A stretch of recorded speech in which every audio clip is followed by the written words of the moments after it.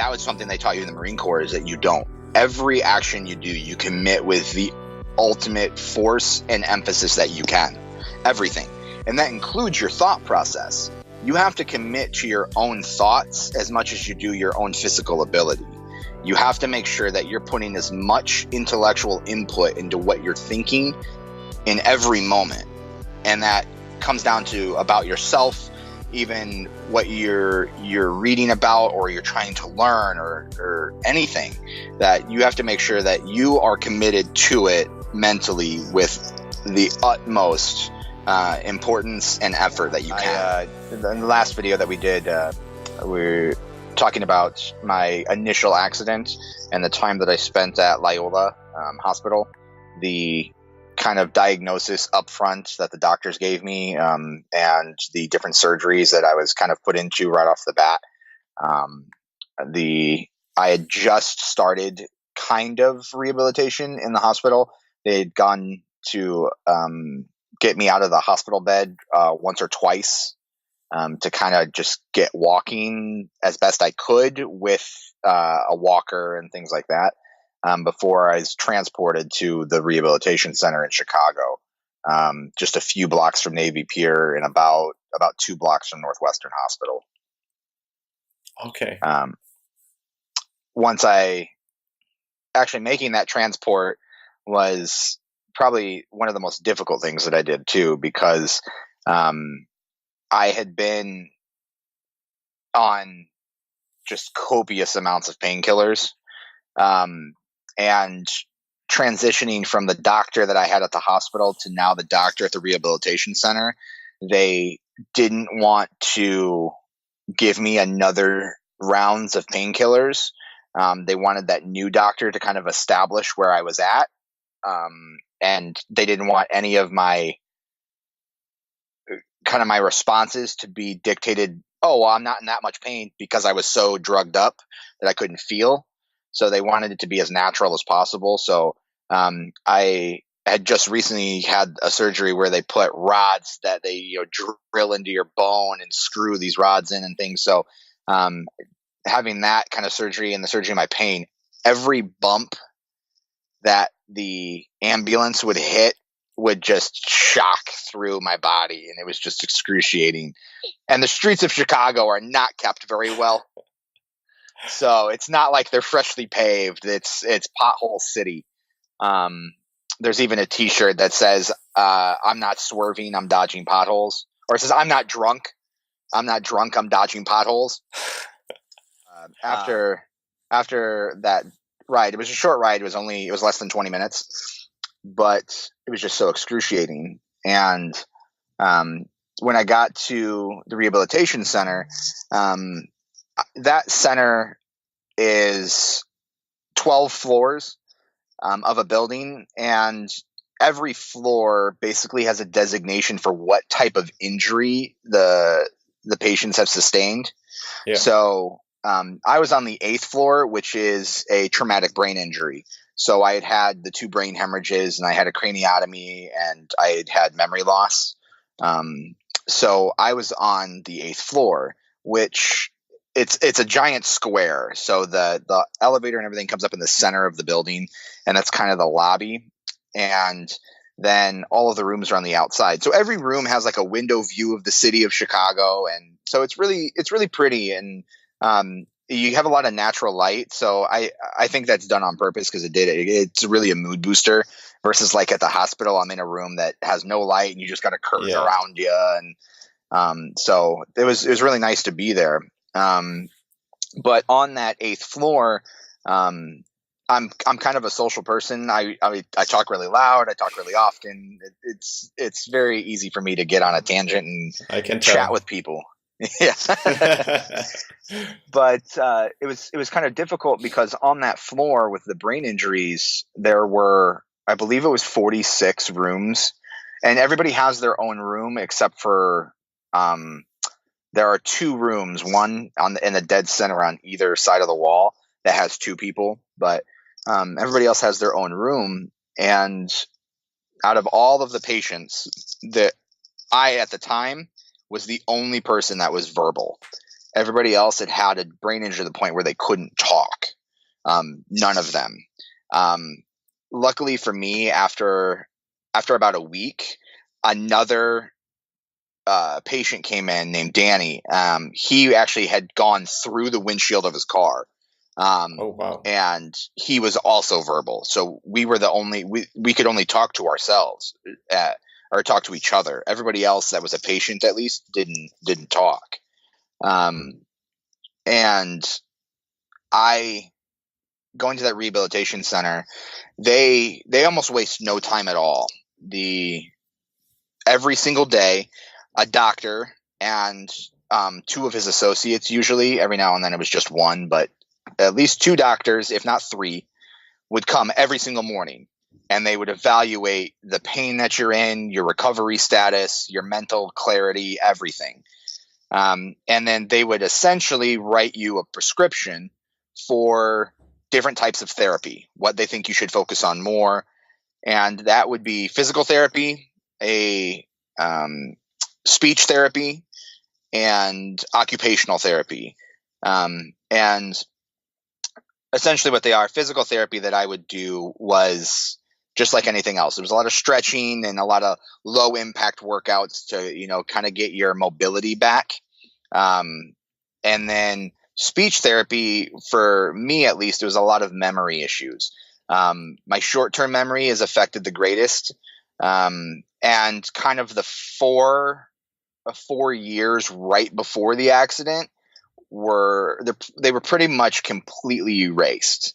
I would have kind of spots here and there of different memories, but I couldn't tell you when they were. I would be like, I have this memory, but I don't really know when it is. You kind of have this notion that this might have happened, but no clue when or what exactly. Correct. Okay. And so it wasn't like a start date and an end date of just completely wiped. It was damaged, so it was real hard to find and figure things out. And as I was doing that therapy, it would be one of those things where you'd kind of get an emotional feeling when people would tell me about things that I didn't remember. I get this like feeling like I knew what they were talking about, but I couldn't get an image in my head. I couldn't picture it. And then we had occupational therapy. And occupational therapy is essentially how you operate day to day now that you either have this injury, or kind of in my case, I have this leg that's got all these rods and I'm in a wheelchair, and I've never had to maneuver myself in life with a wheelchair before. So basically how to cope with daily life situations, because I had in mind with occupational training that you have getting into like a job direction. Yeah. Yeah, okay. They would do it pretty easily. Just like there was a farmer's market around the corner, and there's a lot of people in Chicago. So you have to plan out, what route you can take, where the stairs are. And you basically have to plan when you leave the building, what route you're going to go to get to this, and how are you going to protect yourself? I've got a leg with rods that's sticking out that anybody can just walk and bump into.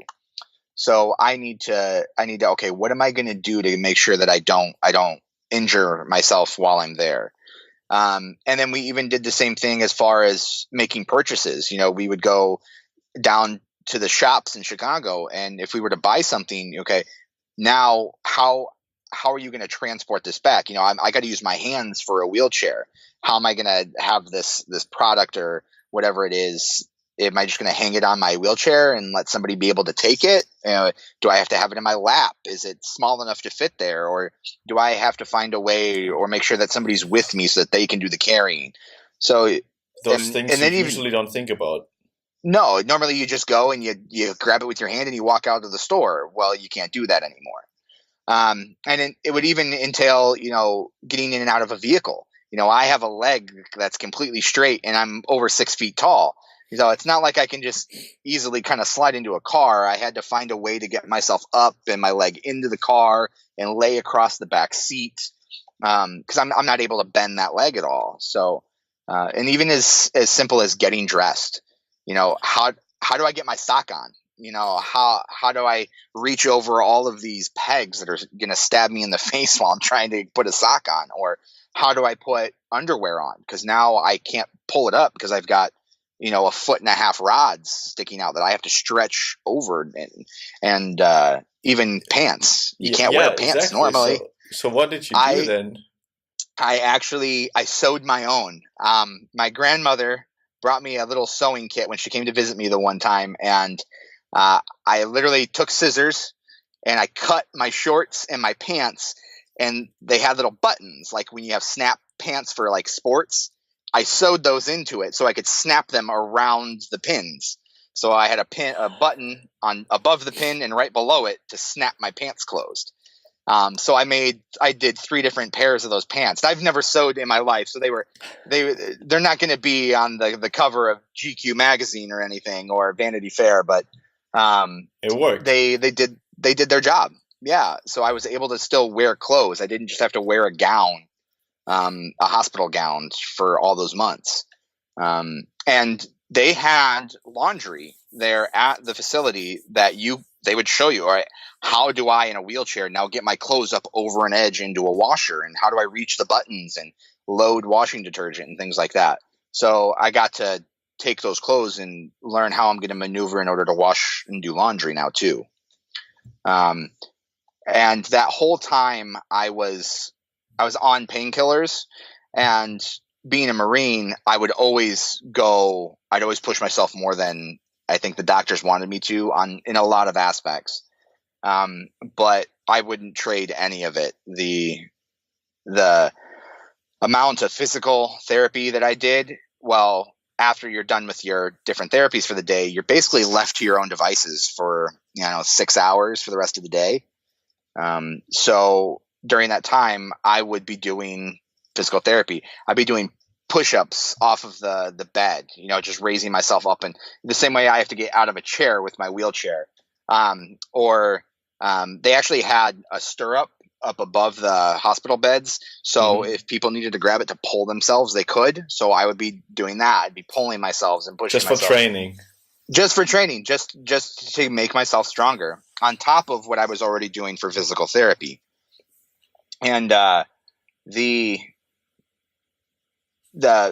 speech therapist, she always said that one of the things I should really focus on isn't necessarily memory, but just natural,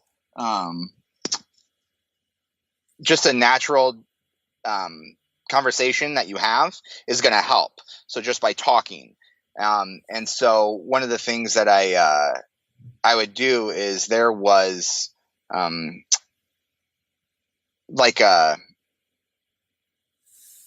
it's almost like just like a little touch screen. It's like one of those little like welcome screens when you walk into like an event that you can type your information in, but it was all done via voice. So you would ask the computer what you wanted to do. Hey, I'd like to go on the internet, or I'd like to search for something. It's almost like using Siri or Alexa or whatever conversation, whatever device you have. It was basically like that. And you could search through the hospital's directories. You could try to learn about their orthopedic group or about their prenatal programs or whatever. So it's kind of, and so I would literally just be learning about the hospital and the rehabilitation center, just talking to this computer essentially. Just to do anything, or was it actually because it was kind of fun? Well, both. I'm intrigued to know about it to begin with. I'm a sucker for knowledge. If I don't know something, I want to know it. So, and then 2, because it helped. And I didn't have family that, lived at the rehabilitation center with me or anything. So, that was my conversation, since other people on my floor weren't verbal. And you can only talk to the nurses and doctors so much because they've got other patients and things to go do. So, that was my conversation was with a computer. And I got to the point where my short-term memory, it was like lagging. So it wasn't that it was gone anymore. Mm-hmm. It would take me a while to get the answer out, but I could find it. And that's essentially how my brain damage was explained to me, is that it's not that the memories or the thoughts aren't there. It's that my brain just can't find the roadmap to get to where it's located. Cannot have the retention to those, or cannot find the cues that lead to those information. Correct. So it's not that they're just gone; it's just difficult to find. Okay. So that was kind of hopeful to me. Then I was like, okay, it's not that I'm damaged; it's just that I have to work harder in order for me to find it. And that was kind of one of the other pushing points that made me just not give up and definitely be like, okay, you tell me that I'm going to live with this and I'm going to prove you wrong. Yeah. And I was there for July, August, September, October, November. I was there for a little over 5 months. Okay. And the entire time I was there, actually it says that my family, my mom, dad, and brothers, they never once visited me. Not once. What? Okay. How far is it away from your home? About an hour. Okay. So, it was a little difficult that they not once would they come see me. And my brothers, I kind of get. One of them was a teenager who had just gotten a driver's license. And the other one he was 10, would have been about 10 or 11, I believe.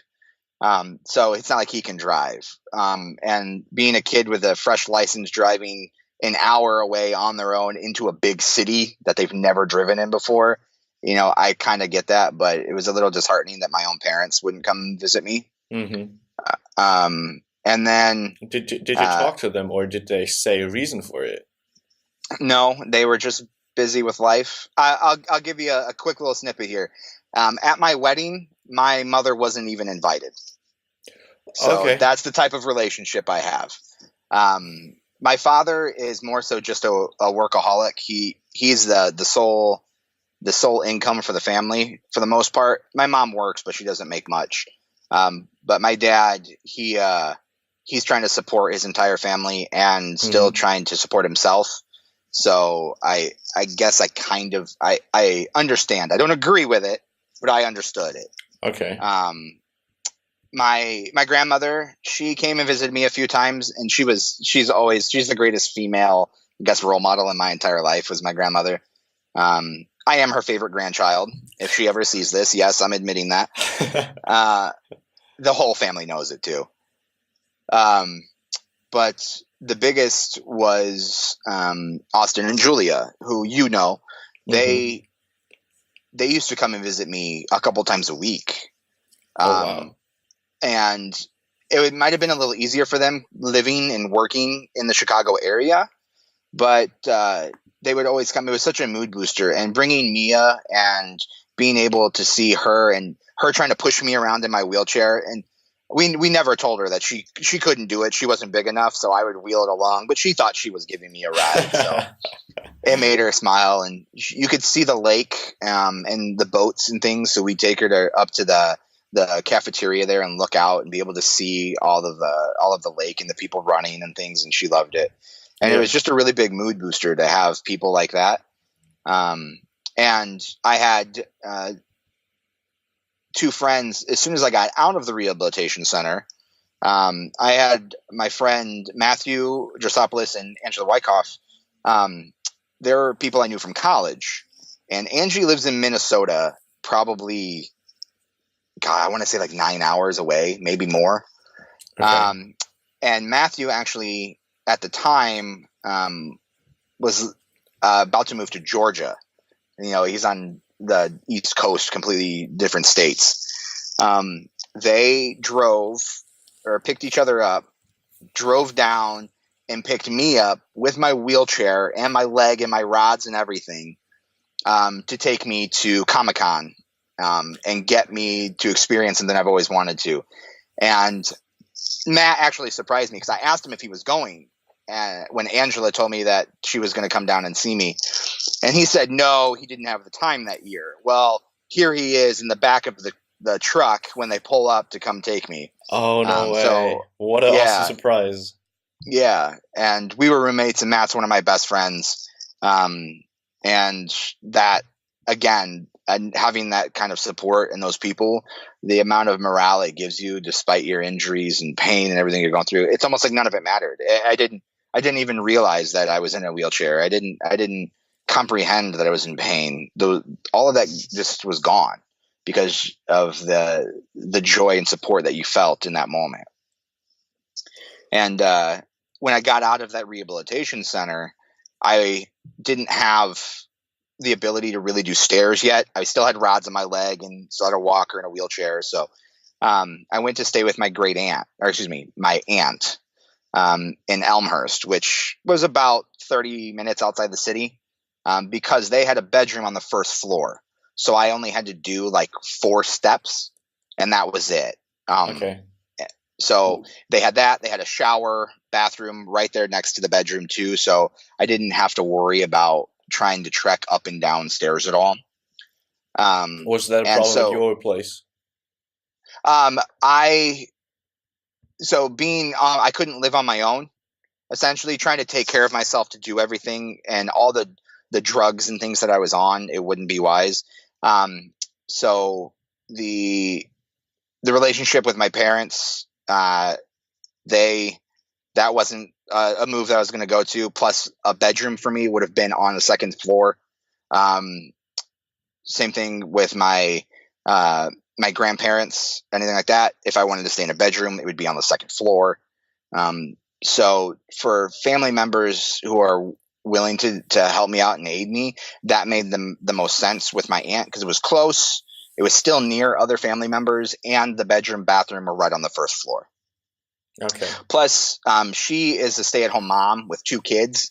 So while the kids were at school, if I had doctor's appointments or physical therapy or things I needed to go to, she would be able to transport me. She would be able to drive me with her schedule. They still had conflicts with the kids and sports and things too, but it was easier. So it just made sense. So you could be her third child then? Essentially. And she was my godmother to begin with. So I had known her my whole life, and she had taken me on a trip to Washington, D.C. and stuff when I was a kid. And so she's a very loving person, a very selfless person. So I was there, and the time that I spent there, the Park District has a fitness facility and a workout just a mile or 2 down the road from where they lived. And speaking to them when I was staying with my aunt, they said, well, yeah, I could get a membership too. Since I'm basically living with them, they would overlook the fact that it wasn't my actual address. But because I was living there, they would absolutely let me pay and have an account. Okay. So my aunt helped me. They got me a membership. And so I would go almost daily. I think I would miss, 1 day a week, 2 maximum.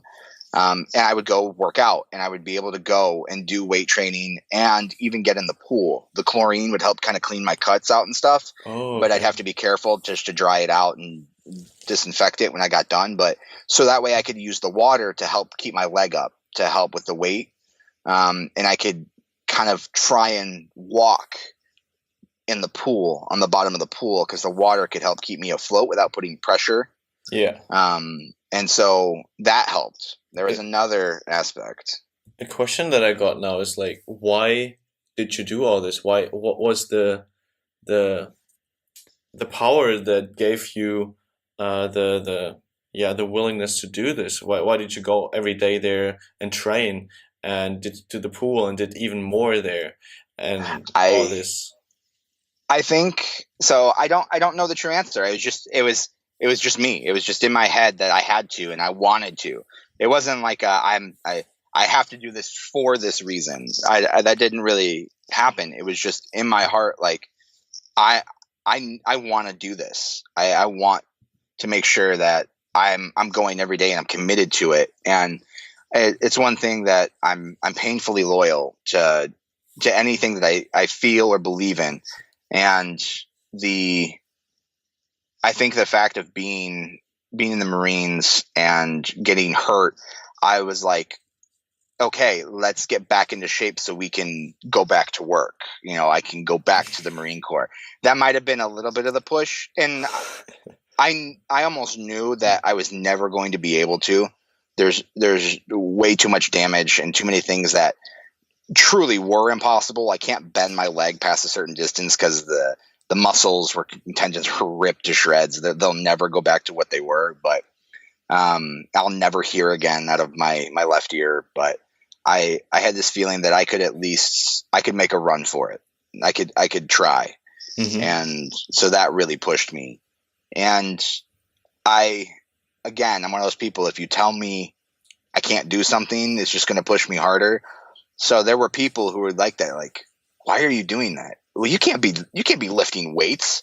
What do you mean I can't? Well, you can't. It says what or who? What power on earth is going to keep me from doing that other than me? So it pushed me to do it even more. It'd be like, watch me. Not only am I going to lift weights, I'm going to lift more weights than I have before. And there were people there. There were young guys. There were two of them. Here I am in a wheelchair with rods in my leg doing weightlifting and working out. And they came over and were like, hey man, like it's inspiring to see you come out here and still like try and get a workout in. Like, it's nice seeing you here. Appreciate it. And they'd shake my hand. Yeah. And so, again, it was one of those things where, if nobody can tell you can't do something other than you, and you'll never know until you try, until you actually put the effort forward, you'll never know whether you could or couldn't do something or can or can't do something. So I did it. And I can't say I succeeded in, getting back to the Marine Corps or anything like that, but I definitely know that I wouldn't be where I'm at today if I hadn't pushed myself, if I wasn't the one that decided what my fate was going to be. I can't imagine it. I mean, if you would have listened to the doctors telling you wouldn't be able to, and then following this along, you wouldn't be sitting where you are right now. No, not at all. And, I know that a doctor, they went to school for, umpteen years and they practice their medicine every day. So it's not to discredit all doctors by any means or anything. I take it, what they said, into consideration. I would never just say, oh, what they say doesn't matter. That's not true. But just like anything else, they're human. They're not this perfect God entity when it comes to anything. They're still human and they still have their own opinions and their own influences. And so I would take everything they said in regards to my accident and my recovery, but I would apply it to my own thought. Okay, do we believe what they're saying? Why do we believe it, or why don't we? What kind of angle are they coming from as a professional, because they've seen it before, or because it's just a common census in the medical field? And I would do my research in some aspects to truly understand why I was being told what I was being told. Mm-hmm. And I had that drilled into my head. Nobody can tell me I can't do something other than me. Was that drilled into your head from the Marine Corps? No, I think that was in my head when I was a kid. Okay. Even with my parents would tell me I can't do something. I'd be like, watch me. And then I'd be grounded, but I'd get in trouble. But I don't know. I've always kind of lived that way. And the Marine Corps just really instilled it even more. They just supported it in an aspect that there are so many things in life that are completely mental. That it's not the pain, the fear, the struggle. There's so much of it that can be overcome if you just think that you can. It's believing. You can't just say the words to yourself, but if you commit yourself to believing that you can overcome something or can do something, there's nothing that's going to stop you. I've actually looked into that a bit more, like who else is doing something like that, who can inspire people in that way. And so, for example, recently I looked more into the techniques of Wim Hof. Do you know Wim Hof? I know the name. I haven't researched or anything, no. Well, what he's essentially doing, he's putting up records of that he can swim underneath the ice for like, I don't know, for half a length of football field, climbing the Mount Everest to the death zone in shorts. Oh, same as the Kilimanjaro and other stuff like that, and like climbing up mountains in snow. And now he's also doing in research in how he can influence the autonomous system of his body through his thoughts and breathing techniques. And so that is just supports what you basically say to yourself, believe that our ability to change our thoughts and thinking patterns and what we believe has an really insanely influence on our body and our being, on what we do and are able to achieve. So that seems more and more, or like at least I find more and more things that overlap in this context. And so super interesting that this also worked for you as well. Yeah, it just brings up this thought process I remember being taught when we were in the Marine Corps, and it's about giving your full effort to something. And what they did is they drew a line on the ground, and then they drew another line about a foot after it. And you had to step over that line. Well, everybody would just barely step over the line, and that was it. Mind you, you could run and jump, 15 feet, but we didn't, because that's not what it took.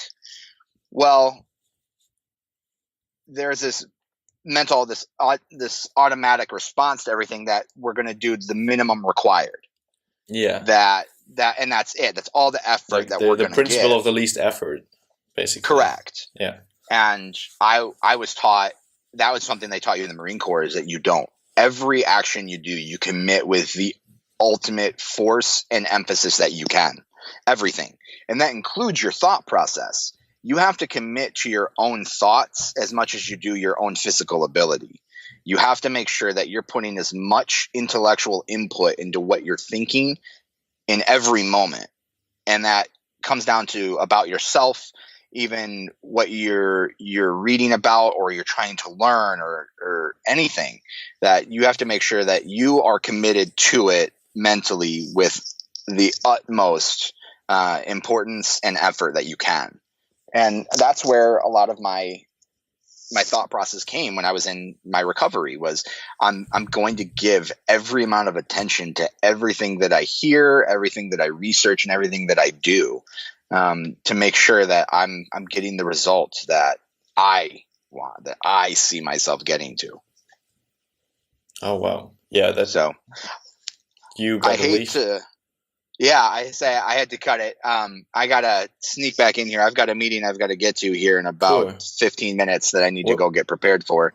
Well, it's a good one. Thank you for your time already.